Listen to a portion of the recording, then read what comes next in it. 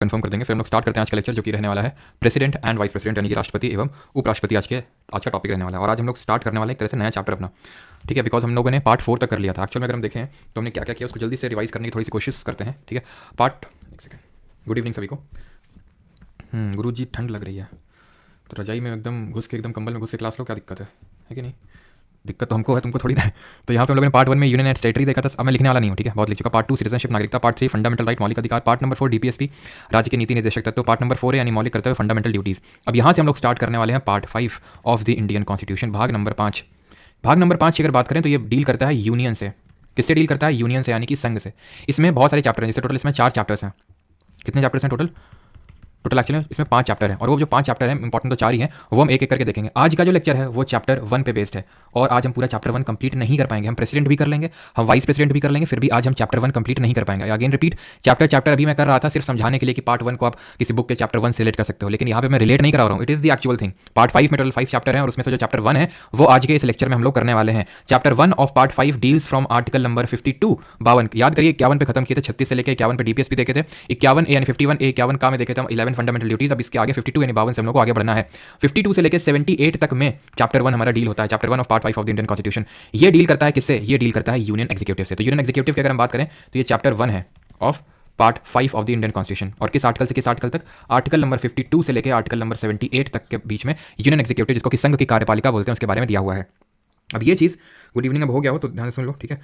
तो अगर ये हम बात करें ये चीज़ यूनियन एग्जीक्यूटिव या फिर सिंपल एग्जीक्यूटिव, ये मैं आपको पहले भी एक्सप्लेन कर चुका हूँ, बट फिर से एक बार मैं आपको बताता हूँ कि हमारे गवर्नमेंट में 3 विंग्स होते हैं डेमोक्रेसी में। क्या क्या होते हैं? एक तो लेजिस्लेचर होता है, ठीक है, दूसरा एग्जीक्यूटिव होता है, और तीसरा जुडिशरी होता है। ये मैं आपको 2 बार बता चुका हूँ। लेजिस्लेचर का मतलब होता है विधायिका, जो लॉ बनाती है, लॉ क्रिएट करती है। एग्जीक्यूटिव कार्यपालिका, जो इस लॉ को एग्जीक्यूट करती है, ग्राउंड लेवल पे लेके जाती है। और जुडिशरी क्या होती है? न्यायपालिका। अगर मान लिया इसको ढंग से एग्जीक्यूट ना किया एग्जीक्यूटिव ने, तो जुडिशरी हमें क्या देती है? न्याय देती है। जो न्यायपालिका वो हमें न्याय देती है, ठीक। और जल्दी से कमेंट बताएंगे कि कौन सा आर्टिकल है, कौन सा अनुच्छेद है जो हमें एग्जीक्यूटिव और जुडिशरी यानी कार्यपालिका और न्यायपालिका के बीच में सेपरेशन की बात करती है, स्टेट को डायरेक्शन देती है। तो वही एग्जीक्यूटिव है यहाँ पे। तो यहाँ पे सबसे पहले ये बात आती है, हमें पता होना चाहिए कि यूनियन एग्जीक्यूटिव में आता कौन कौन है। तो वो बहुत इंपॉर्टेंट है। इसमें आता है देश का राष्ट्रपति यानी कि प्रेसिडेंट ऑफ इंडिया, प्लस देश का उपराष्ट्रपति यानी vice president of India, prime minister, council of minister प्रधानमंत्री, और ये मंत्रिपरिषद, और अटॉर्नी जनरल, ठीक है। अटॉर्नी जनरल को हिंदी में बोलते हैं महान्यायवादी। ये सारे लोग आते हैं यूनियन एग्जीक्यूटिव यानी कि संघ की कार्यपालिका में। क्लियर है यहाँ तक? अब इसी तरह जब हम स्टेट के एग्जीक्यूटिव देखेंगे ना, तो बड़ा आसान होगा स्टेट के एग्जीक्यूटिव देखना। प्रेसिडेंट की जगह गवर्नर हो जाएगा। स्टेट्स में वाइस गवर्नर नहीं होता है, जैसे कि प्रेसिडेंट और वाइस प्रेसिडेंट होता है यूनियन में, संघ में, ठीक है। उस तरह स्टेट में वाइस गवर्नर नहीं होता है। प्राइम मिनिस्टर की तरह सीएम, चीफ मिनिस्टर होता है, वहाँ भी काउंसिल ऑफ मिनिस्टर होता है, और अटॉर्नी जनरल की तरह एडवोकेट जनरल होता है। लिख नहीं रहा हूँ बिकॉज अभी हम पढ़ नहीं रहे। आई होप यहाँ तक चीजें क्लियर हो गई होंगी आपको कि हम चैप्टर 1 अब स्टार्ट करने जा रहे हैं। चैप्टर 1 के ये 2 कंपोनेंट आज देखेंगे, ठीक है। आज का लेक्चर का जो हमारा आज का जो टॉपिक रहेगा वो प्रेसिडेंट और वाइस प्रेसिडेंट है, ठीक है। बाकी जब हम आगे फर्दर प्रोसीड करेंगे तो ये सब भी देखेंगे। तो चलिए स्टार्ट करते हैं फिर। आज का जो टॉपिक है that is president of India, Bharat का राष्ट्रपति। तो भारत के अगर राष्ट्रपति की बात करें, प्रेसिडेंट ऑफ इंडिया की थोड़ी सी अगर पहले चर्चा कर लें, ठीक है। प्रेसिडेंट ऑफ इंडिया के अगर थोड़ा सा बेसिक्स जान लें तो ही is the head of the Indian state, he is the head of the Indian state, या फिर हम इसको कंट्री, देश का अध्यक्ष बोल सकते हैं, राष्ट्र अध्यक्ष इसको बोलते हैं। क्या बोलते हैं? राष्ट्र अध्यक्ष। अब जब यहाँ पे मैंने स्टेट लिखा तो आई होप आपको पता चल गया कि स्टेट का मतलब यानी पूरे देश का ये मुखिया है, ठीक है। अब यहाँ तो आप स्टेट हटा लो, नहीं कंफ्यूज हो जाओगे। ये स्टेट में किस सेंस में बात कर रहा हूँ? आर्टिकल 12 और 36 वाला। तो हेड ऑफ इंडियन यूनियन ऐसे लिख लो, ठीक। राष्ट्र अध्यक्ष होता है, और he is consider as the first citizen of India. और जो उनकी वाइफ होती हैं, ठीक है, he is the first citizen of India, को फर्स्ट लेडी बोलते हैं, ठीक है। अब आई थिंक अभी तो प्रेसिडेंट जैसे द्रौपदी मुर्मू है, ठीक है, तो उनके हस्बैंड तो नहीं है, तो मुझे नहीं पता कि अगर फीमेल हुई तो क्या उनको फर्स्ट हस्बैंड बोलेंगे क्या, ठीक है। तो फर्स्ट लेडी बोलते हैं वैसे, ठीक है। अगर उनकी वाइफ होती है, खैर वो इतना तो नहीं क्वेश्चन पूछेगा, लेकिन फर्स्ट सिटीजन ऑफ इंडिया होता है जो हमारा प्रेसिडेंट होता है, ठीक है, राष्ट्र अध्यक्ष होता है। अब बढ़ते हैं एक एक आर्टिकल से।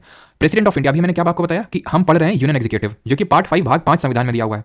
भाग 5 में 5 टोटल पार्ट है, भाग है, ठीक है, 5 चैप्टर, सॉरी। उसमें से पहला चैप्टर पढ़ रहे हैं। पहला चैप्टर किसकी बात करता है? यूनियन एग्जीक्यूटिव की बात करता है, जिसमें क्या क्या आता है वो देख लिया। अब हम स्टार्ट कर रहे हैं प्रेसिडेंट से। 52 से लेकर 52 से लेकर 78 तक में क्या दिया है सर? दिया है यूनियन एग्जीक्यूटिव के बारे में। हम प्रेसिडेंट पढ़ रहे हैं, ये कहां से कहां तक आर्टिकल डील करता है? तो यहां पे मैं लिख देता हूं आर्टिकल नंबर, अनुच्छेद नंबर 52 से लेकर 62 तक मेनली डील करता है ये, ठीक है। 52 टू 62 कितना आसान है। किसी भी चीज़ का जब भी कोई आर्टिकल होता है, जब वो पहला आर्टिकल होता है तो उसके एस्टैब्लिशमेंट, उस ऑफिस के एस्टैब्लिशमेंट की बात करता है। तो ये आर्टिकल बोलता है there shall be a president of India, Bharat का एक राष्ट्रपति होना चाहिए, बस। There shall be a president of India. और प्रेसिडेंट का ऑफिस हमने लिया कहां से है? किस देश से इंस्पायर होकर हमने प्रेसिडेंट का ऑफिस लिया है? तो ये हमने इंस्पायर होकर लिया यूएसए से। बट इस चीज़ को आपको ध्यान रखना है कि हमारे यहाँ पे जो पावर्स होती हैं प्रेसिडेंट की, वो यूएसए के प्रेसिडेंट के आसपास भी नहीं है। हम सभी को पता है कि ठीक है, हम बोल दिया राष्ट्र अध्यक्ष, हेड ऑफ इंडियन यूनियन है। कॉन्स्टिट्यूशनल टर्म्स में तो हेड ऑफ इंडियन यूनियन और बहुत पावरफुल है, लेकिन हमें पता है एक्चुअल टर्म्स में मेन पावर किसके पास होती है? प्राइम मिनिस्टर यानी कि जो प्रधानमंत्री होता है उसके पास एक्चुअल पावर होती है। और इसीलिए इसको हम क्या बोलते हैं? डी ज्यूरे हेड बोलते हैं। क्या बोलते हैं? डी, चलो वो मैं आपको बताऊंगा वहाँ पे, जब वो बताऊंगा प्राइम मिनिस्टर। तो ये डी ज्यूरे हेड होता है, वो डी फैक्टो हेड होता है हमारा। कौन? Prime minister. वो हम लोग बाद में देखेंगे। ठीक है। तो इंडिया में प्रेसिडेंशियल फॉर्म ऑफ गवर्नमेंट नहीं है, इंडिया में पार्लियामेंट्री फॉर्म ऑफ गवर्नमेंट। और हमने कहाँ से लिया है? तो प्रेसिडेंट की अगर बात करें तो यूएसए से लिया है, और पार्लियामेंट्री फॉर्म ऑफ गवर्नमेंट हमने यूके ब्रिटेन से लिया है, वहां से लिया है पार्लियामेंट्री फॉर्म ऑफ गवर्नमेंट। लेकिन यूके और हमें अंतर क्या है? अंतर यह है सर कि वो लोग रिपब्लिक नहीं है, हम रिपब्लिक हैं। यूके वाले रिपब्लिक नहीं और हम रिपब्लिक है। रिपब्लिक का मतलब होता है कि गणराज्य, और हम रिपब्लिक कैसे हैं? क्योंकि जो हमारा हेड है, मुखिया है देश का, वो इलेक्टेड है। अभी देखेंगे उसका इलेक्शन कैसे होता है, लेकिन वो इलेक्टेड है। वहां का जो मुखिया है, राजा रानी होता है, वो हेरिडेटरी हेड होता है, वंशानुगत होता है, वो इलेक्टेड नहीं होता, उसका निर्वाचन नहीं होता है। क्लियर? 52 क्लियर हो गया वो सभी को, किसमें दिया क्या हुआ है। अब आते हैं 53 में। अनुच्छेद 53 बात करता है कि ही is the executive head of the Indian union. वही जो भी मैं आपको बता रहा था कि एग्जीक्यूटिव यानी कि all the executive power of the union shall vest in, ठीक है, of the union shall vest in president, यानी कि जितनी भी संघ की शक्तियां हैं वो राष्ट्रपति के हाथ में होंगी। अगेन रिपीट, आपको ही पता है कि नाम के लिए है, सिर्फ एक्चुअल पावर प्राइम मिनिस्टर के पास होती है। ठीक है। और अगर हम बात करें तो he is also the supreme commander of all the defence forces. ये सुप्रीम कमांडर होता है जितनी भी हमारी डिफेंस फोर्सेज है। कितनी डिफेंस फोर्सेज है बताइए? Supreme commander of all defence forces. तो हमारी टोटल 3 डिफेंस फोर्सेज हैं, Indian army, Indian air force and Indian navy, है कि नहीं? तो 53 भी आपको क्लियर हो गया कि ये हेड होता है राष्ट्रपति। मतलब एक तरह से इसको अगर हिंदी में बोलूँ तो इसमें एक तरह से राष्ट्रपति की कार्यकारी शक्तियां दी हुई हैं। ठीक है, यानी कि जितनी भी कार्यकारी शक्तियां हैं वो राष्ट्रपति में निहित हैं, खत्म। और वो सुप्रीम कमांडर होता है डिफेंस फोर्सेज का। 54 पे आते हैं। ये बात करता है इलेक्शन ऑफ प्रेसिडेंट, यानी कि राष्ट्रपति के निर्वाचन के बारे में। राष्ट्रपति के निर्वाचन के बारे में डील करता है 54। अगला वाला मैनर ऑफ इलेक्शन है। तो यहाँ पे अगर हम बात करें तो प्रेसिडेंट का इलेक्टोरल कॉलेज दिया हुआ है, यानी कि निर्वाचन मंडल दिया हुआ है। प्रेसिडेंट का इलेक्टोरल कॉलेज दिया हुआ है। इसमें किस तरह से इलेक्ट होगा, मैनर क्या होगा, वो अगला आर्टिकल, अगला अनुच्छेद बोलता है। यहाँ पे इसका इलेक्टोरल कॉलेज को हिंदी में बोलते हैं निर्वाचक मंडल। अब ये निर्वाचक मंडल होता क्या चीज़ है? तो ये वो चीज़ होती है कि भाई कौन कौन लोग प्रेसिडेंट के इलेक्शन में पार्टिसिपेट करेंगे, हिस्सा लेंगे। ये है कौन कौन लोग पार्टिसिपेट करेंगे। सिंपल यहाँ पे मैं एक लाइन लिखता हूँ और बहुत ही कॉम्प्लेक्स सी चीज़ आपकी एकदम सिंप्लीफाई हो जाएगी। That is elected MPs plus MLAs. अब बहुत लोगों को नहीं पता होगा एमपीज कौन होते हैं और एमएलएज कौन होते हैं। ध्यान से समझ लीजिए, वैसे तो हम आगे पढ़ेंगे पार्लियामेंट चैप्टर में। क्योंकि एमपी का मतलब होता है मेंबर ऑफ पार्लियामेंट। इसको हम हिंदी में बोलते हैं सांसद। जैसे कि नरेंद्र मोदी, राहुल गांधी, अमित शाह, ये सब सांसद हैं। ठीक। उसी तरह आपके एमएलए होते हैं जिनको हम बोलते हैं मेंबर ऑफ लेजिस्लेटिव असेंबली। इनको हम बोलते हैं विधायक। ठीक है, इनको हम बोलते हैं विधायक। एमपी हो गए हमारे सांसद, और जो हमारे एमएलए हो गए वो विधायक हो गए। अब इनकी एक बार बात करें तो ये विधायक कौन होते हैं? जो स्टेट में बैठते हैं, जैसे कि हमारे योगी आदित्यनाथ हो गए, ठीक है, अखिलेश यादव हो गए। तो ये सब कौन? मैं यूपी का जैसे एग्जांपल कोट कर दी। तो जो लोग स्टेट के में जो लेजिस्लेटिव असेंबली होती है, विधानसभा होती है, वहाँ पे जो बैठते हैं उनको हम विधायक बोलते हैं। और एमपी मेंबर ऑफ पार्लियामेंट वो सांसद होते हैं। ठीक है। अब ये भी 2 तरह के होते हैं। ये भी सांसद हो चाहे विधायक हो, ये 2 तरह के होते हैं। एक तो होते हैं इलेक्टेड और दूसरे होते हैं नॉमिनेटेड। निर्वाचित और नामित। इसको बोलते हैं निर्वाचित और इसको बोलते हैं नॉमिनेटेड। जैसे कि मान लो कि इलेक्शन हो किसी के लिए, जैसे कि मान लो आपको हम चुनना, जैसे तुम्हें मॉनिटर चुनना है। ठीक है, तो भाई सभी से बोल दिया कि सभी लोग इस पर्ची में लिखो कि भाई तुम किसको चाहते हो मॉनिटर बनो, इस तरह से तो इलेक्शन हो रहा हो। नॉमिनेटेड का मतलब जैसे कि क्लास टीचर आए और उसने बोल दिया कि आज से ये आपके मॉनिटर होंगे। तो क्या कोई इलेक्शन हुआ था? क्या उसके लिए नहीं हुआ था, बस नॉमिनेट कर दिया उसने, तो ये हो गया नॉमिनेट। ठीक है। जैसे कि अभी हम आगे पढ़ेंगे, जो प्रेसिडेंट होता है हमारा राष्ट्रपति, वो 12 मेंबर्स को, 12 सदस्यों को राज्यसभा में नामित करता है। आपकी इन्फॉर्मेशन के लिए बता दूं कि लोकसभा में कोई नामित सदस्य नहीं, यानी कि जो एंग्लो इंडियन वाला था, जो पहले था, उसको खत्म किया जा चुका है। इसी 2 मेंबर्स को नॉमिनेट करता था प्रेसिडेंट, लोकसभा में नॉमिनेट करता था, नामित करता था। वो चीज़ को खत्म किया जा चुका है भाई 104th अमेंडमेंट। इसी तरह एमएलए, राज्यपाल जो होता था, गवर्नर एक एंग्लो इंडियन को, आंग्ल भारतीय को एमएलए यानी कि नॉमिनेट करता था लेजिस्लेटिव असेंबली में, उसको भी खत्म किया जा चुका है। क्लियर? ठीक है। और ध्यान रखना, विधायक एक तरह के 2 तरह के होते हैं। एक जो एमएलए मतलब एक एमएलए होते हैं और दूसरे MLC, member of legislative council. अभी मैंने पढ़ाया नहीं है, लेकिन जिन लोगों को पता होगा कि भाई जैसे कुछ हमारे 6 राज्य हैं भारत में जहाँ पे द्विसदनीय विधानमंडल है, यानी वहाँ लेजिस्लेटिव काउंसिल भी है, वहाँ विधान परिषद भी है। तो उतना अभी आपको समझने की जरूरत नहीं है, अभी बस आप एमएलए वाला ध्यान रखो। ठीक है। एमएलसी बोल के भी मैं आपको कंफ्यूज नहीं करूंगा। ठीक है, एमएलसी जब सब आगे देखेंगे। इतनी चीज़ क्लियर हो गई। तो इसका मतलब ये हुआ इलेक्टेड का मतलब, जैसे हम पहले मैथ्स नहीं करते थे, मैथ्स में 11th 12th में फंक्शन लगा देते थे और उसी हिसाब से आउटपुट निकलता था, ऐसे कंप्यूटर साइंस में भी।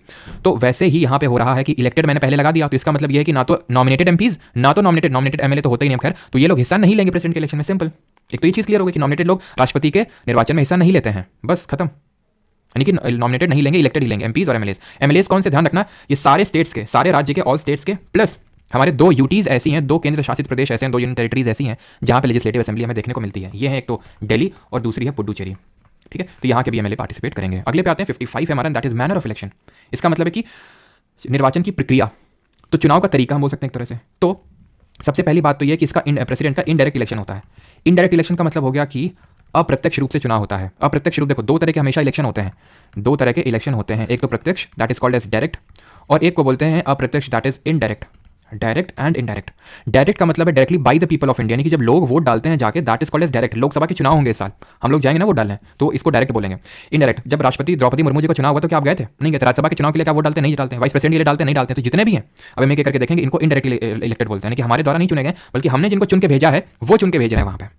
ठीक है। तो ये चीज़ होती है डायरेक्ट इनडायरेक्ट। तो प्रेसिडेंट का इनडायरेक्ट होता है, क्यों? क्योंकि ये एमपीज और एमएलएज हैं, इनको हमने चुन के भेजा है, ये लोग चुन रहे हैं फाइनली किसको? प्रेसिडेंट को। तो इनडायरेक्ट हुआ इसका मतलब। दूसरी चीज़ है कि इनका इलेक्शन का मेथड प्रोपोर्शनल रिप्रेजेंटेशन, यानी कि आनुपातिक प्रतिनिधित्व, proportional representation plus single transferable vote, एकल संक्रमणीय मत इसको हिंदी में बोलते हैं, सिंगल ट्रांसफरेबल वोट।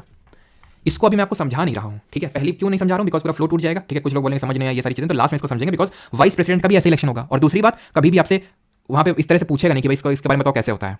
पूछेगा तो simple proportional representation STV in short याद रखना आपको। कभी भी कुछ इस तरह से प्रोसीजर आपसे नहीं पूछेगा कि कैसे होता है। वैसे मैं आपको बताऊंगा अभी क्लास के लास्ट में, मतलब जब वाइस प्रेसिडेंट का इलेक्शन देखेंगे। क्लियर। बाई सीक्रेट बैलेट होता है इसका चुनाव। सीक्रेट बैलेट का मतलब क्या होता है? सीक्रेट बैलेट का मतलब होता है कि देखो यूजुअली क्या होता है, इलेक्शन जब होते हैं ना, तो जैसे फॉर एग्जांपल कोई एक पार्टी ये है, यहाँ पे मैं समझा देता हूँ आपको। जैसे ये पार्टी है, ठीक है। अब इस पार्टी ने बोला कि हमारा प्रतिनिधित्व भाई इसको वोट देना जाके, ठीक है। मान लो ये छुन्नू लाल है, दूसरी पार्टी से इनको ऑफर मिल गया 2 करोड़ देंगे, हमारे वाले को वोट देना, इन्होंने वोट दे दिया। तो एक तरह से कहीं आपको नहीं लगता है कि पार्लियामेंट डेमोक्रेसी में करप्शन को बढ़ा रहा है? तो इसीलिए हमने 52nd अमेंडमेंट का यूज करके, अगर आप याद करो कौन सी अनुसूची को जोड़ा था, जल्दी से बताओ कौन सी शेड्यूल को ऐड किया था जो डिफेक्शन की बात करता है, जो दल बदल विरोधी कानून है, वो है हमारा 10th शेड्यूल। 10वीं अनुसूची में हमने ये जोड़ा कि भाई अगर आप दल बदली करोगे तो फिर आप डिस्क्वालीफाई हो जाओगे डिफेक्शन के ग्राउंड पे। तो इसीलिए क्या करती है हर पार्टी अपनी एक विप एक आदमी होता है, समझ लो, जो हर पार्टी के बंदे को डायरेक्शन देगा कि भाई इसको वोट देना है, इस दिन आना है, इस दिन नहीं आना, ये सब उसको डायरेक्शन मिलेंगे विप के द्वारा। और अगर उसको फॉलो नहीं करेगा तो उसके खिलाफ डिफेक्शन लग जाएगा। वो हम पार्लियामेंट चैप्टर में देखेंगे पूरा प्रोसीजर कैसे क्या होता है, ठीक है। मैं आपको सिंपल टर्म्स में, ताकि सीक्रेट बैलेट समझ में आ जाए, इसलिए मैं आपको इसी चीज समझा रहा हूँ, ठीक है। लेकिन प्रेसिडेंट के केस में डिफेक्शन नहीं लग सकता है। उसको जब वोट करेगा तो ये दिखाने की जरूरत नहीं है कि मैंने किसको वोट दिया, वो सीक्रेट तरह से कर सकता है। सिमिलर तरह से वाइस प्रेसिडेंट में भी होगा, यानी यहाँ डिफेक्शन का प्रोविजन नहीं लगेगा। क्लियर। इतना ही हमें पढ़ना था। और एक चीज कभी अगर पूछ लेता है तो इसमें 50 इलेक्टर्स जो हैं वो प्रपोजर्स के तौर पे आते हैं, ठीक है। 50 इलेक्टर्स जो हैं वो प्रपोजर्स के तौर पे आएंगे, और जो 50 इलेक्टर्स हैं वो सेकेंडर के तौर पे आएंगे। आप इसको ऐसे समझ लो कि 50 लोग लोकसभा से आ रहे हैं, 50 लोग राज्यसभा से आ रहे हैं, और बोल रहे हैं कि ये जो बंदा खड़ा हो रहा है प्रेसिडेंट के लिए, हम इसकी बैकिंग कर रहे हैं। अब जैसे मान लो मेरा मन हुआ या फिर तुम्हारा मन हुआ कि हम भी राष्ट्रपति को चुनाव लड़ेंगे, लड़ लो। तो 50 MP 50 लिए लोग ले आओ लोकसभा से और राज्यसभा से। तुमको लगता है मतलब 50 छोड़ो, एक कोई मना पाओगे? जितने भी सांसद हैं उनमें से एक कोई आप मना पाओगे कि सर हमारे लिए बोल देना कि हम प्रेसिडेंट का चुनाव लड़ना है हमको? सिंपल। तो इसलिए ताकि सीरियस कैंडिडेट आए यहाँ पे इलेक्शन में, इसलिए इस चीज़ को रखा गया कि 50 लोकसभा से और 50 राज्यसभा से जो आपको बोलेंगे कि हाँ हम चाहते हैं कि हमारे मानना है कि हाँ प्रेसिडेंट के लिए दावेदार हो सकता है। क्लियर। ताकि पैरिटी। और एक ध्यान रखना इसमें इन लोगों की, चलो अभी मैं आपको बताऊंगा कि कितना मतलब जब्त करवाया जाता है, जब्त इन द सेंस कि कितना इनको जमा करना पड़ता है पैसा, उस पर भी आते हैं। लेकिन इससे पहले हम डिस्कस कर लेते हैं कि वैल्यू ऑफ वोट कितनी होती है। Value of vote of MLA और value of vote of MP, दोनों को देखेंगे। देखिए क्या है वैल्यू ऑफ वोट, क्यों कैलकुलेट करते हैं, क्यों फॉर्मुला कॉन्स्टिट्यूशन में लिखा है इसमें, so that there is a parity between all the state. ये मैंने अभी बोला था इलेक्टेड MPs और MLAs चुनाव में हिस्सा लेते हैं ना। तो MP जब मैं बोलता हूँ मेंबर ऑफ पार्लियामेंट, तो जब मैं पार्लियामेंट बोलता हूँ तो शायद आप में से काफी लोगों को पता होगा कि इसमें लोकसभा आता है, राज्यसभा आता है, ठीक। अब राज्यसभा की अगर मैं बात कर लूँ तो राज्यसभा में राज्यों का रिप्रेजेंटेशन है, और इक्वल रिप्रेजेंटेशन नहीं है। जैसे हमारे 28 राज्य हैं तो उनका इक्वल रिप्रेजेंटेशन नहीं है। यूपी से सबसे ज्यादा है, सिक्किम से मात्र 1 है, ठीक है। समझ रहे हैं कि वैसे सेम नंबर ऑफ लोग नहीं है, ताकि पैरिटी रहे, सभी को इक्वल वोटिंग पावर मिले, सभी MLA को उसकी वैल्यू सेम हो। तो इस मतलब एक तरह से हमने क्या किया यहाँ पे, फॉर्मुला यहाँ पे डिवाइस किया, एंड दैट वाज कि टोटल पॉपुलेशन लिख लो ऊपर, टोटल पॉपुलेशन ऑफ स्टेट, पूरी जनसंख्या राज्य की ऊपर लिख लो, upon total number of MLAs, number of elected MLAs, निर्वाचित जो विधायक लोग हैं MLA हैं, उनका यहाँ पे डिनोमिनेटर में वो नंबर लिख लो। जैसे फॉर एग्जांपल यूपी है तो यूपी में टोटल नंबर ऑफ पॉपुलेशन, जैसे जो, और किसके हिसाब से, जो पिछला सेंसस हुआ था, जो भारत में इंडिया में पिछला सेंसस हुआ था 2011 में हुआ था, तो उसके हिसाब से 19 करोड़ ऐसा कुछ 20 करोड़ के लगभग यूपी की पॉपुलेशन थी। इलेक्टेड MLAs की बात करें 403 इंटू 1/1000 करना है आपको, तो ये वैल्यू निकाल के देगा एक MLA की वोट की, ठीक है, ताकि पैरिटी रहे। अब ऐसा नहीं कि अब जैसे मान लो कि बहुत सारे MLA हैं यूपी में, तो इनका वैल्यू अपने आप जो है क्या हो जाएगा, कम हो जाएगा, लेकिन वहाँ का सिक्किम का थोड़ा ज़्यादा हो जाएगा। तो इस तरह से किया गया। सिमिलरली वैल्यू ऑफ वोट, ठीक है, value of vote of MP, ऐसे अभी तक तो मैंने ज़्यादा कुछ क्वेश्चन देखा नहीं, लेकिन मुझे लगता है जैसे CGL मेंस वैसे में ये पूछे जाने के काफ़ी ज़्यादा चांसेस हैं ये, ठीक है। रिसेंटली PSC के एग्जाम्स में भी पूछे गए इस पे क्वेश्चन, तो आपको थोड़ा पता होना चाहिए। Total value of vote of all MLA, जितने विधायक लोग हैं उनकी वोट की वैल्यू जो भी ऊपर कैलकुलेट करी थी हमने, upon total number of elected MPs। जैसे वहाँ पे total number of elected MLAs थे, यहाँ total number of elected MPs है, क्योंकि MP का निकाल रहे हैं, क्योंकि यहाँ पे MLA का निकाल रहे हैं। सिंपल है, नीचे वाला डिनोमिनेटर तो सिंपल है। अब ऊपर वाला भी सिंपल है। कैसे भाई, total value of vote of all MLA रखेंगे तो MP वाले में ही तो रखेंगे। वैल्यू ऑफ वोट यहाँ MLA की तो ऊपर कैलकुलेट करिए ना, इसमें थोड़ी ना वैल्यू रख दोगे, सिंपल, ठीक है। और इसका एक कोटा भी होता है, कोटा इन द सेंस कि इतना तो भैया आपको लाना ही पड़ेगा वोट, ठीक है, अगर आपको जीतना है। टोटल वोट्स जितने पड़े हैं, ठीक है, टोटल नंबर ऑफ कैंडिडेट जितने खड़े हुए हैं चुनाव में, कैंडिडेट्स, ठीक है, इसमें +1 कर दो, और जो बाकी आएगा उसमें +1 कर देना। इसको कोटा बोलते हैं। जब तक कोटा आप सिक्योर नहीं करेंगे तब तक आपकी जीत घोषित नहीं होगी। और अगर आप 1/6 वोट सिक्योर ना कर पाए, अगर ऐसा ना कर पाए तो आपकी जमानत जब्त हो जाएगी। व्हाट डू आई मीन भाई, जमानत जब्त हो जाएगी। तो भाई इनको 15,000 रुपये RBI के पास एक तरह से जमा करवाने पड़ते हैं। और अगर ये इतने वोट सिक्योर नहीं कर पाए तो इनको ये पैसे वापस नहीं मिलेंगे RBI के द्वारा। ये क्यों किया जाता है? ताकि जो सीरियस एस्पिरेंट है वही आए प्रेसिडेंट के इलेक्शन में। फर्जी में ऐसे नहीं कोई भी फॉर्म भर दिया है ना, है कि नहीं? तो इसलिए जो है ये है। तो आर्टिकल नंबर 56 पे आते हैं। 54 electoral college, 55 manner of election. अब आते हैं टर्म ऑफ ऑफिस पे कि इसका कार्यकाल कितना होता है। तो सिंपल 5 साल का होता है। और इसी में लिखा हुआ है कि ये रेजिग्नेशन किसको देते हैं, अपना इस्तीफा किसको देते हैं। तो रेजिग्नेशन ये अपना देते हैं वाइस प्रेसिडेंट को, यानी कि उपराष्ट्रपति को। और ये बहुत आसान है याद करना कि वाइस प्रेसिडेंट जो है ना वो इसको दे देता है। प्रेसिडेंट वाइस प्रेसिडेंट को देगा, और वाइस प्रेसिडेंट यहाँ पे मैं लिख देता हूँ कि प्रेसिडेंट अपना रेजिग्नेशन वाइस प्रेसिडेंट को देता है, और वाइस प्रेसिडेंट अपना रेजिग्नेशन प्रेसिडेंट के हाथों सौंप देता है। 57 एलिजिबिलिटी फॉर री इलेक्शन, यानी कि अगर आपको फिर से री इलेक्ट होना है, फिर से राष्ट्रपति बनना है देश का, तो क्या ये पॉसिबल है? यानी क्या पुनर्निर्वाचित हो सकता है कोई? बिल्कुल। पुनर्निर्वाचित होने की अगर योग्यता की बात करें एलिजिबिलिटी की, तो ऐसा कोई एलिजिबिलिटी नहीं। री election any number of times, री election any number of times, री election any number of times, कितनी बार भी इलेक्शन हो सकता है, इसमें कोई भी लिमिट नहीं है, ये लिखा हुआ है इसमें, ठीक है। और वहीं अगर हम यूएसए की बात करें, अमेरिका में, यूनाइटेड स्टेट्स ऑफ अमेरिका में सिर्फ 2 बार, मैक्सिमम 2 बार, जैसे कि राष्ट्रपति ओबामा 2 बार हैं, अब नहीं बन सकते। डोनाल्ड ट्रंप 1 बार बना है, 1 बार और बन सकते हैं, ठीक है। और एक चीज़ ध्यान रखना, जैसे यूएसए में क्या होता है, यूएसए में कोई नेचुरलाइज्ड सिटीजन नहीं बन सकता प्रेसिडेंट, मतलब इंडिया में बन सकता है, इंडिया में कोई भी नेचुरलाइज सिटीजन बन सकता है प्रेसिडेंट। अब नेचुरलाइज सिटीजन आप समझ गए होंगे अगर आपने सिटीजनशिप वाला चैप्टर देखा होगा, तो वहाँ पे मैंने बताया था कि किस तरह से कोई इंडिया की सिटीजनशिप ले सकता है। तो वहाँ पे एक तो था कि अगर आप इंडिया के ओरिजिन के हैं, मूल निवासी इंडिया के हैं, अभी कहीं और की मेंबरशिप और सिटीजनशिप है, आप आइए भारत 7 साल रहिए, मिल जाएगी आपको सिटीजनशिप। अगर आप लेना चाहते हैं इनके सिटीजन, भारतीय मूल के भी नहीं है, करेंटली आपके पास भारत की नागरिकता भी नहीं, तो आइए और 12 साल रहना पड़ेगा, उसको बोलते हैं नेचुरलाइजेशन, सिटीजनशिप बाई नेचुरलाइजेशन। तो अगर कोई इस तरह से सिटीजनशिप ली है तो वो बन सकता है, वाइस प्रेसिडेंट के लिए, प्रेसिडेंट के लिए खड़ा सकता है, बट यूएसए में नहीं है ऐसा। ये शायद ही पूछे, ये थोड़ा सा ज़्यादा डीप है। 58 पे आते हैं, that talks about the qualification, ठीक है। तो ये क्वालिफिकेशन की बात करते हैं, योग्यता की बात करते हैं। तो इसकी योग्यता देख लेते हैं क्या क्या है। तो पहली योग्यता तो सबसे पहले ये है कि should be citizen of India. इसके बाद किसी का डाउट होगा तो पूछ लेंगे, ठीक है। Should B citizen of India, ये भारत का नागरिक होना चाहिए। दूसरा क्या है, इसकी एज को लेकर है, एज है कि इसकी 35 ईयर्स ऑफ एज, यानी कि 35 साल की इसकी उम्र होनी चाहिए, ठीक है। तीसरा क्या है, should be, very important, should be qualified to be appointed as a member of Lok Sabha. बड़ा आसान है याद करना, और थोड़ा सा टिपिकल यहाँ पे आप घूम सकते हैं कैसे। देखिए उसने पहले बोल दिया कि भारत का नागरिक होना चाहिए, फिर उसने बोल दिया 35 साल की उम्र, फिर उसको आलस आ गया, ठीक है। ऐसा समझ लो कॉन्स्टिट्यूशन बना रहे थे, उनको आलस आ गया कि फिर से बार बार रिपीट करो। इससे अच्छा है कि लोकसभा में की जो क्वालिफिकेशन हमने पहले से लिख दी है उसी को बोल देते हैं कि आपको लोकसभा का सदस्य चुने जाने योग्य आप होने चाहिए, यानी उसके लिए जो क्वालिफिकेशन है वो आप में भी होनी चाहिए। लोकसभा के लिए 25 साल उम्र है। अब क्योंकि इसे में थोड़ा सा बड़ा रखना था, ज़्यादा एज रखनी थी, तो इसलिए एज हमने अलग से ऐड कर दी कि आपको 35 ईयर्स का होना पड़ेगा if you want to become the president of India. लेकिन बाकी क्वालिफिकेशंस आपकी लोकसभा का मेंबर वाली होनी चाहिए, लोकसभा के सदस्य चुने जाने आप योग्य होने चाहिए। क्लियर, ये तीनों चीज़ जो है आर्टिकल 58 का सब क्लॉज 1 बात करता है, आर्टिकल 58 का सब क्लॉज 2 बात करता है, he should not hold office any office of president, sorry office of president बोलो, नो ऑफिस ऑफ प्रॉफिट, यानी कि लाभ का पद यह धारण ना करता हुआ हो। मतलब पहली बात तो यह कि ऑफिस ऑफ प्रॉफिट जो है nowhere defined in the constitution, संविधान में कहीं पे भी ये क्लियरली डिफाइंड नहीं है, nowhere defined in constitution. और मैंने आपको पहले भी बताया था अगर कभी कुछ लिख के आ जाता है कि दिस थिंग इज और this term is defined in the constitution, you have to consider until and unless कि आपको पक्का श्योर है आप कि ये डिफाइंड नहीं होगा। जैसे कि माइनॉरिटी नहीं डिफाइंड है, ऑफिस ऑफ प्रॉफिट नहीं डिफाइंड है, बजट वर्ड मेंशन ही नहीं कहीं कॉन्स्टिट्यूशन में, तो ये चीज़ आपको पता होनी चाहिए। अगर आपको नहीं पता तो फिर किस तरह से गेस लेना है। Office of profit in the sense कि आप कोई ऐसे पद में ना हो जहाँ से आपको गवर्नमेंट से सैलरी मिल रही हो, अगर ऐसा है तो फिर आप चुनाव नहीं लड़ सकते हैं। बट अगर आप प्रेसिडेंट हैं भारत के, अगर आप भारत के वाइस प्रेसिडेंट हैं, उपराष्ट्रपति हैं, भारत के किसी राज्य में राज्यपाल हैं, गवर्नर हैं, मिनिस्टर हैं, केंद्र में या फिर राज्य में, ये ऑफिस ऑफ प्रॉफिट नहीं होते हैं, कॉन्स्टिट्यूशन में लिखा हुआ है ये चीज़, ठीक। और ये जितनी भी मैंने आपको क्वालिफिकेशंस बताई ये लिखी हुई है किसमें, ये ऑफिस ऑफ प्रॉफिट, ये सब कुछ ये लिखी हुई कॉन्स्टिट्यूशन में। फिर कॉन्स्टिट्यूशन ने आखिर में ये बोल दिया एनी अदर क्वालिफिकेशन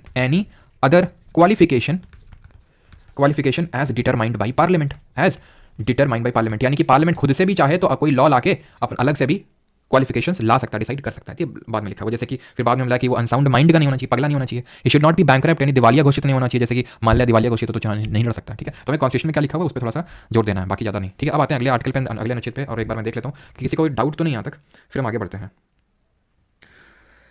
सर लोग सेशन लाइक नहीं कर रहे हैं, कोई नहीं, लाइक वाइक मन हो तो कर दो, ना मन हो तो आपकी मर्जी है ना।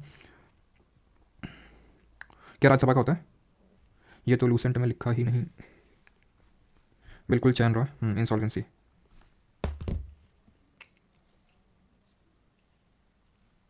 क्लियर है, ओके। कल वाली क्लास पीपीटी क्यों नहीं आया प्राइवेट एग्जाम में, रमन कुमार भी डलवा देते हैं, ठीक है, फिर खत्म होने के बाद। तो साइंस कहाँ से करेंगे ना हम लोग, अभी साइंस भी करेंगे, ठीक है। तो कंडीशन फॉर प्रेसिडेंट ऑफिस पे आते हैं कि राष्ट्रपति पद के लिए शर्तें क्या हैं। तो पहली शर्त तो ये है, और मेनली यही शर्त है कि ही शैल नॉट बी, मैं सिंपल लिखता हूँ, ही शैल नॉट बी एमपी और एमएलए, ठीक है। मैं पूरा नहीं लिखने वाला हूँ, क्या पूरा क्या है लिखा है कॉन्स्टिट्यूशन में, president shall not be a member of either house of parliament और स्टेट लेजिस्लेचर। और अगर if such a person is elected, यानी अगर इस तरह के किसी पर्सन का निर्वाचन हो जाता है, then he shall vacate his seat, यानी कि तुरंत उसको वो सीट खाली कर देनी है, एमपी या फिर एमएलए वाला है, ठीक है। यानी कि वो एमपी या फिर एमएलए नहीं होना चाहिए। दूसरा क्या है कि इसकी जो एक तरह से एमोल्यूमेंट या फिर अलावेंसेज हैं, जो इसको भत्ता मिलता है, जिसको सैलरी मिलती है, जो पैसा मिलता है, shall not be diminished during his term, diminished यानी कि उसके कार्यकाल में रहते हुए उसको कम नहीं करना है, shall not be diminished during his term. और जब हम पढ़ेंगे ना आगे जब हम बजट पार्लियामेंट चैप्टर पढ़ेंगे तो बजट पढ़ेंगे, वहाँ पे देखेंगे कि एक कंसोलिडेटेड फंड ऑफ इंडिया होता है, भारत की संचित निधि होती है, वहाँ से इनकी सबकी सैलरी जाती है। उसमें दो हेड होते हैं, एक होता है चार्ज एक्सपेंडिचर, वहाँ से इसकी सैलरी निकल के आती है और वो नॉन वोटेबल होता है, कि उस पर वोटिंग नहीं की जा सकती। और इसको रखा क्यों गया प्रोविजन, इसको इसलिए रखा गया ताकि जो प्रेसिडेंट है वो ट्रांसपेरेंट तरीके से काम कर सके, इन्फ्लुएंस में ना ज़्यादा। या फिर जैसे फॉर एग्जाम्पल मान लो कि कोई बिल पास हुआ पार्लियामेंट से, सेंट्रल गवर्नमेंट ने करवाया, प्रेसिडेंट ने उस पर वीटो कर दिया। Veto is a kind of negative power, आगे पढ़ेंगे कि मना कर दिया सहमति देने से, और जब तक वो सहमति देगा नहीं तब तक वो एक्ट नहीं बनेगा। तो फिर वो क्या करेंगे, मान लो यूनियन गवर्नमेंट चिड़ के क्या कर दे, उसकी सैलरी कम कर दे। ठीक है, तो वो चीज़ ना होनी चाहिए, इसलिए रखा गया। Coming on to the article number 60 and that is oath, यानी कि शपथ। ठीक है, ये किसकी बात करता है, शपथ की बात करता है। शपथ कौन दिलाता है इसको, ओथ दिलाता है CJI, that is chief justice of India, Bharat का मुख्य न्यायाधीश दिलाता है। ये नहीं होगा, अगर मान लो ये ना हो तो देन सीनियर मोस्ट जज। ध्यान रखना वाइस प्रेसिडेंट नहीं दिला रहा है, क्योंकि अगर मान लो कि मैं इस तरह से अगर MCQ बनाऊंगा तो उसमें वाइस प्रेसिडेंट में जरूर रखूंगा और उसमें आप कंफ्यूज हो सकते हैं, तो कंफ्यूज नहीं होना है। ओथ शपथ कौन दिलाता है, CJI, दैट सुप्रीम कोर्ट का जो CJI होता है, चीफ जस्टिस ऑफ इंडिया। अगर वो नहीं होगा तो सबसे जो सीनियर मोस्ट जज है वो। 61, अब इनको हटा देते हैं। इंपीचमेंट का मतलब होता है महाभियोग। क्या बोलते हैं इसको, महाभियोग।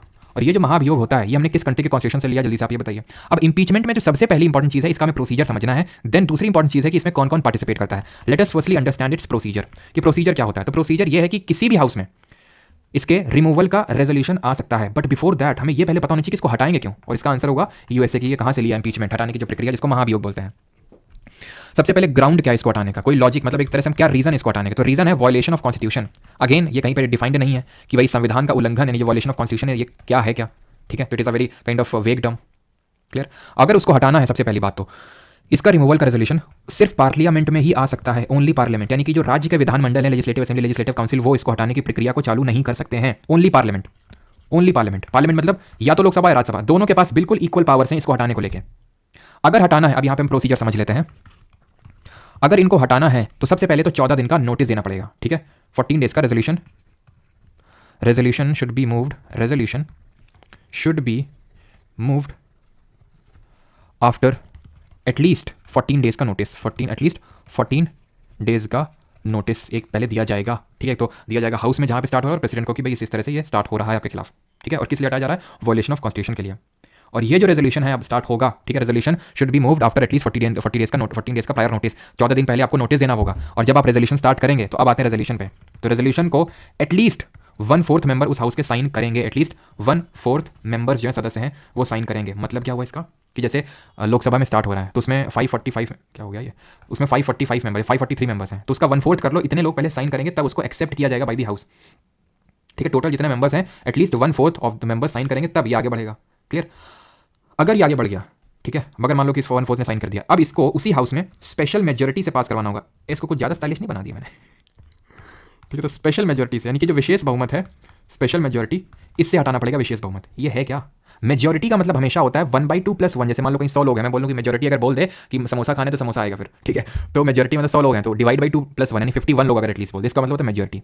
सिंपल। ठीक है, स्पेशल मेजोरिटी का मतलब होता है टोटल जितनी मेंबरशिप एक तरह से है हाउस की, उसका 2/3। स्पेशल का मतलब होता है, I again repeat, special majority का होता है at least 2/3 of the total membership. जैसे कि लोकसभा की अगर हम टोटल मेंबरशिप की बात करें तो कितनी है, ये है 550 है। इतने मैक्सिमम मेंबर्स हो सकते हैं लोकसभा में, ध्यान रखना। ठीक है, लेकिन है कितने, 545। ठीक है, लेकिन 550 का लेंगे, 2/3 ऑफ टोटल मेंबरशिप। अगर ये पास हो गया, यानी 1/4 मेंबर से पहले तो आप साइन करवाओ। क्यों, ताकि ऐसा नहीं कि जो मन उठाया ले आज वो पास करना है, तो स्पेशल मेजोरिटी डायरेक्ट नहीं जाता है स्पेशल मेजोरिटी में। अगर आपको स्टार्ट करना है तो 1/4 मेंबर से आप पहले साइन कराओ कि हाँ, तब माना जाए कि हाँ काफी लोग चाहते हैं इसको लेकर। देन अगर 2/3 से पास हो गया ना, तो इसका मतलब है कि अब दिक्कत वाली बात है, अब इसको दूसरे हाउस में भेजा जाएगा, सेकंड हाउस में भेजा जाएगा। सेकंड हाउस मतलब अगर ये लोकसभा से शुरू हुआ है तो राज्यसभा में जाएगा, अगर ये राज्यसभा से शुरू हुआ है तो लोकसभा में जाएगा। सिंपल। सेकंड हाउस को क्या करना है, अब इसको 1/4 कुछ नहीं करना है, सिंपल इसको भी स्पेशल मेजोरिटी से पास करवा देना है। विशेष बहुमत से अगर यहाँ पे भी पास हो गया, प्रेसिडेंट को बाय बाय कर देंगे, यानी कि president shall stand removed, president हट गया, प्रेसिडेंट का इंपीचमेंट हो गया। No president has been impeached. ठीक है, no president has been impeached so far, has been impeached, यानी आज तक किसी भी राष्ट्रपति का महाभियोग नहीं हुआ है। क्यों नहीं हुआ, बिकॉज सिंपल है, हमारी कॉन्स्टिट्यूशन की सबसे हाईएस्ट पोजीशन है, हटाएंगे तो हमारी बेइज्जती हो रही है एक तरह से वो। ठीक है, तो इसलिए आज तक नहीं हुआ, तो स्पेशल मेजोरिटी से ये चीज़ करी जाती है। आई होप प्रोसीजर मैंने बहुत ही कायदे से आपको समझा दिया और आपके दिमाग में वो छप गया है। अब हम ये देख लेते हैं कि कौन हिस्सा लेता है, हु पार्टिसिपेट्स, कौन हिस्सा लेता है, ऑल एमपीज। कुछ याद आया, इलेक्शन में कौन ले रहा था, इलेक्टेड ब्रैकेट में एमपीज प्लस एमएलएस। जब इलेक्टेड लिख दिया था बाहर, मतलब नॉमिनेटेड वाले बाहर हो गए अपने आप ही, उस ब्रैकेट के अंदर नॉमिनेटेड वाले नहीं थे। ऑल का मतलब ये हो गया सर कि इलेक्टेड भी आ गए और नॉमिनेटेड भी आ गए। और दूसरा क्या डिफरेंस है जरा नोटिस करके बताओ, खुद सोचो। इलेक्शन में कौन हिस्सा लेता है और पार्टिसिपेशन कौन हिस्सा लेता है, इसमें दो अंतर है। एक मैंने बता दिया कि इलेक्शन में नॉमिनेटेड वाले हिस्सा नहीं लेते हैं और रिमूवल में नॉमिनेटेड लेते हैं। जैसे राज्यसभा में 12 सदस्य नामित होते हैं, जैसे अगर मैं बात करूं, जैसे अभी पीटी उषा है तो नॉमिनेटेड मेंबर है राज्यसभा में, तो वो इलेक्शन में हिस्सा नहीं लेंगे लेकिन रिमूवल में लेंगे। दूसरा क्या डिफरेंस है, दूसरा डिफरेंस सर ये है कि वहां पे एमएलए थे, यहाँ पे नो एमएलए, यानी कि यहाँ पे कोई सांसद नहीं है, no MLA in the removal of president, खत्म, सिंपल। किसी को यहाँ तक कोई डाउट हो तो बता दो भी, होना तो नहीं चाहिए। बिल्कुल सही है श्वेता, हैंडसम डेविल, अनीशा, कोमल, पॉटर, मीना। एमएलए नहीं है, बिल्कुल सुब्रत सही है। उड़न परी नहीं बोलते पीटी उषा, उड़न परी नहीं, पयोली एक्सप्रेस बोलते हैं। उड़न परी नहीं आएगा तुम्हारे पेपर में, उड़न परी। चलिए आगे बढ़ता हूँ। यहाँ तक एक आप समझ लो कि मेन जो चीज़ें थी आपकी खत्म हो चुकी हैं, ठीक है। एक छोटा सा है 62 वाला, time of holding election to fill the vacancy. देखिए जो प्रेसिडेंट की जो एक तरह से कुर्सी है वो वैकेट हो सकती है किन किन केसेस में, या तो उनकी डेथ हो जाए, या उनका रिमूवल हो जाए, या उनका रेजिग्नेशन हो जाए।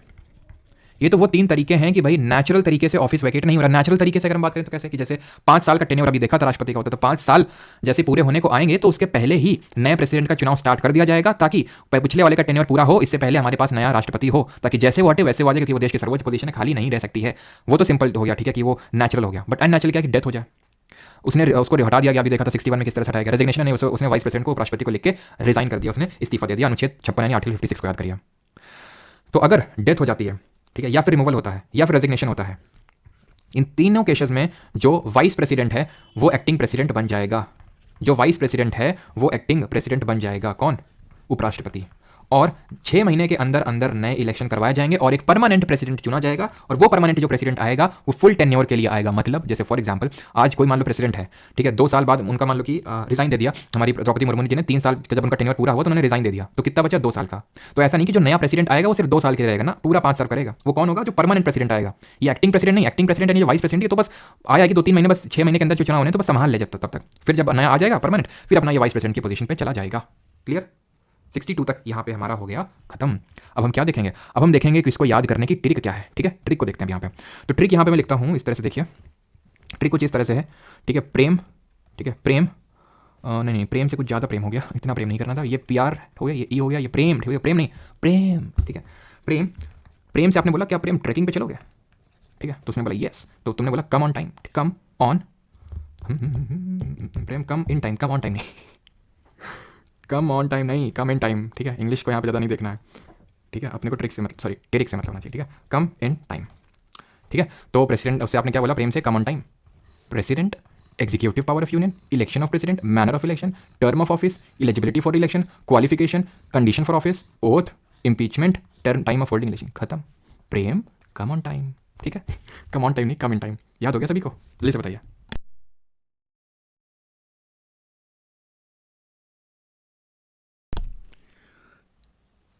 अब हिंदी वाली भी ट्रिक बता दें क्या? हिंदी वाले भी जो स्टूडेंट हैं थोड़ा सा नाराज़ हो जाएंगे, हैं।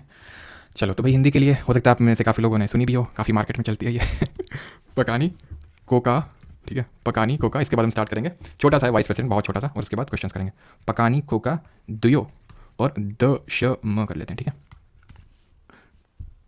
अगर प्रेसिडेंट और वाइस प्रेसिडेंट दोनों एक साथ रिजाइन करेंगे तो किसको रेजिग्नेशन लेटर देंगे? रुक जाओ, एक साथ देखिए ऐसा तो नहीं होता कि जैसे मान प्रेसिडेंट हम भी रिजाइन करेंगे। ये जो आपका डाउट होना चाहिए कुछ इस तरह से होना चाहिए, और मैं शायद सही समझ रहा हूँ कि अगर मान लेते हैं कि जो, एक सेकंड यहाँ पे देख लेते हैं कि जो प्रेसिडेंट है, ठीक है, इसने रिजाइन कर दिया, या डेथ हो गई, या रिमूवल हो गया, तो कौन आएगा? वाइस प्रेसिडेंट आएगा। वाइस प्रेसिडेंट अगर वो भी इसकी डेथ, रिजाइन या फिर रिमूवल हो गया तो कौन आएगा? तो आएगा CJI। ये भी नहीं रहेगा तो कौन आएगा? सीनियर मोस्ट जज आएगा, ठीक है, सीनियर मोस्ट जज आएगा। अब आप पूछेंगे सर ये भी नहीं रहेगा तो कौन आएगा? उसके बाद हम जाएंगे, ठीक है, और हम नहीं रहेंगे तो फिर हम तुम में से किसी को नॉमिनेट करके प्रेसिडेंट बनाएंगे। तुम चिंता क्या कर रहे हो?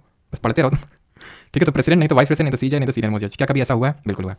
तो जाकिर हुसैन जी हमारे प्रेसिडेंट थी, ठीक है, प्रेसिडेंट थे सॉरी, तो इनकी डेथ हो गई थी। देन उस समय वाइस प्रेसिडेंट थे VV गिरी, तो वो बोलते, वो उनको बनाया गया, लेकिन वो बोलते नहीं हम तो चुनाव लड़ेंगे वाइस प्रेसिडेंट पद का, हम अभी प्रेसिडेंट बन तो जाएंगे लेकिन कोई नया आएगा हम फिर हट जाएंगे, लेकिन हमें तो प्रेसिडेंट बनना है। तो फिर उस समय CJ थे जस्टिस हिदायतुल्लाह, उनको प्रेसिडेंट बनाया गया था, हिदायतुल्लाह जी को।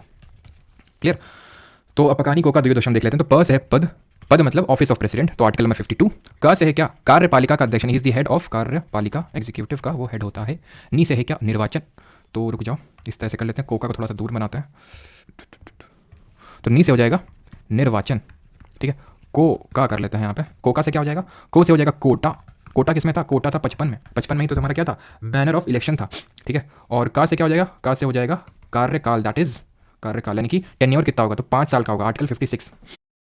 और दुयो का कर लेते हैं, दू से क्या है? दू से दूध नहीं, दू से दोबारा, ठीक है, दोबारा। तो दोबारा यानी कि री इलेक्शन की इसमें कंडीशंस दी हुई है, और कितने नंबर ऑफ टाइम भी वो इलेक्ट हो सकता है। दैट मीन्स कि कौन सा आर्टिकल हो जाएगा? 57, यो से हो जाएगा योग्यता, दैट इज एलिजिबिलिटी या फिर क्वालिफिकेशन, योग्यता, और ये कौन सा आर्टिकल हो जाएगा 58, ठीक है। द से हो जाएगा दशाएं, यानी कि दशाओं को हम बोल सकते हैं क्या, दशाओं का वही मतलब ये है कि कौन कौन सी दशाएं। 59 में क्या दिया हुआ था कि वो MP ना हो, MLA ना हो, ठीक है, ये चीज़ें दी हुई थी 59। और शाह से क्या है, शाह से हो जाएगा आपका, शाह से क्या होगा, शपथ हो जाएगा, ओथ हो जाएगा, ठीक है, शपथ, ठीक है, ये इसमें क्या है, ओथ 60 आर्टिकल नंबर। कौन दिलाता है जल्दी से बताओ। और माँ से क्या हो जाएगा, महाभियोग हो जाएगा, ठीक है, महाभियोग किसमें है ये, महाभियोग 61 में। खत्म हो गया। अब आते हैं वाइस प्रेसिडेंट में और उपराष्ट्रपति देखते हैं, ठीक है। तो उपराष्ट्रपति अगर बात करें तो कहाँ से स्टार्ट होगा, आर्टिकल नंबर 63 से स्टार्ट होगा, अनुच्छेद नंबर 63 से स्टार्ट होगा, ठीक है। क्वेश्चंस करेंगे अभी तुरंत नहीं करेंगे, ठीक है, कर लेते हैं। सभी लोग एक डीप ब्रीथ करेंगे,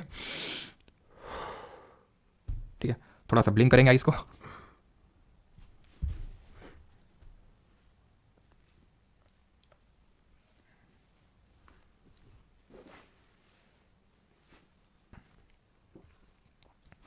चलिए भाई, अब बढ़ते हैं आगे, वाइस प्रेसिडेंट को पढ़ते हैं। तो आर्टिकल 63 से स्टार्ट होता है हमारा वाइस प्रेसिडेंट के बारे में। तो ऑब्वियस बात है, आर्टिकल 63 क्या बोलेगा, there shall be a vice president of India, यानी कि भारत का एक उपराष्ट्रपति होना चाहिए, सिंपल। 64 क्या बोलेगा, ये बहुत छोटा है, उसके कंपैरिजन में ये मैं सोचना कि उतना ही बड़ा होगा, बहुत छोटा है वो। इसमें 64 में क्या दिया हुआ है, 64 में दिया हुआ है कि vice president to be the ex officio chairman of the council of state. Council of state को हम राज्यसभा बोलते हैं, मैंने क्योंकि काउंसिल ऑफ स्टेट कॉन्स्टिट्यूशन में तो काउंसिल ऑफ स्टेट लिखा हुआ, लेकिन यहाँ पे मैंने इसलिए लिखा राज्यसभा ताकि आपको समझ में आए। इसका मतलब क्या होता है, एक्स ऑफिशियो का मतलब होता है अपने आप। अपने आप का मतलब ये हुआ कि कोई भी अगर वाइस प्रेसिडेंट ऑफ इंडिया बनेगा तो वो अपने आप राज्यसभा का चेयरमैन है कि सभापति बन जाएगा, यानी कि राज्यसभा जो भारत का उपराष्ट्रपति होता है वो राज्यसभा का पदेन सभापति होता है, सिंपल। यानी कि राज्यसभा के चेयरमैन के लिए अलग से कोई इलेक्शन नहीं होता है, जो वाइस प्रेसिडेंट बनता है वही अपने आप चेयरमैन भी बन जाता है राज्यसभा का। 65 the vice president to act as president in case of casual vacancies, या फिर कुछ मान लो एब्सेंस हो गया, जैसे कि मान लो कि प्रेसिडेंट जो है आज मूड नहीं है प्रेसिडेंट का, या फिर उनकी बेटी की शादी है तो कुछ दिन लीव पे रहेंगे, तो वो कुछ कैजुअल वैकेंसी है, जिसके केस में वाइस प्रेसिडेंट टू डिस्चार्ज, ठीक है, वो तो लिखा हुआ है vice president to act as president in case of casual vacancy, तो वो वाइस प्रेसिडेंट जो है प्रेसिडेंट के फंक्शंस को परफॉर्म करेगा, ठीक है। और मतलब जब ये परफॉर्म फंक्शंस को करेगा ना, तो उस टाइम तक वो सब प्रेसिडेंट की पावर ही रहेगी, उसके उतना उसको एमोल्यूमेंट मिलेगा, भत्ता मिलेगा, अलाउंस मिलेगा, सारे प्रिविलेजेस मिलेंगे प्रेसिडेंट वाले। हमेशा इस चीज़ को ध्यान रखना, हमेशा इस चीज़ को ध्यान रखना। और एक चीज़ को और ज़रूर ध्यान रखना, 61 में हम क्या बताए थे तुम्हें, इंपीचमेंट बताए थे, चलो अभी बाद में उसके बारे में बताएंगे, ठीक है, अलग से एक साथ बता देंगे प्रेसिडेंट वाइस प्रेसिडेंट का। क्लियर हो गया 65 वाला भी, ठीक है, कि अगर कुछ कैजुअल वैकेंसी हो गई, कैजुअल मतलब कि डेथ वेथ वाली नहीं, कि ऐसे मान लो कि उनकी आज कुछ बेटी की शादी है इस तरह से, तो वो नहीं है, तो फिर वाइस प्रेसिडेंट प्रेसिडेंट बन जाएगा और सारे पावर एमोल्यूमेंट सब कुछ प्रिविलेजेस उसी के मिलेंगे प्रेसिडेंट वाले। 66 क्या है, it is very important, it is about election of vice president, यानी कि राष्ट्रपति का उपराष्ट्रपति का निर्वाचन किस तरह से होता है। अब ये बहुत इंपॉर्टेंट है, इसी में ही सब कुछ दिया हुआ है। सबसे पहला तो ये हमारा इलेक्टोरल कॉलेज, इलेक्टोरल कॉलेज मतलब वही निर्वाचन मंडल, इलेक्टोरल कॉलेज, यानी कि इसके उपराष्ट्रपति के इलेक्शन में कौन कौन हिस्सा लेता है। बड़ा आसान है, बताना मत किसी को, ये है ऑल एमपीज, ठीक है, सभी सांसद लोग। क्यों आसान है, इन्हीं लोगों ने तो प्रेसिडेंट को हटाया था, जिन्होंने प्रेसिडेंट को हटाया उन्हीं ने वाइस प्रेसिडेंट को चुन लिया, सिंपल। उनको पहले हटा के इसको चुन ले रहे हैं, ऐसे दिमाग में बिठा लो, कभी बोलोगे नहीं कि वाइस जो प्रेसिडेंट को हटाता है वही वाइस प्रेसिडेंट को चुन लेता है। क्लियर। देन अगर हम इलेक्टोरल कॉलेज को डिस्कस कर लिया, और ये ध्यान रखना कि इसका जो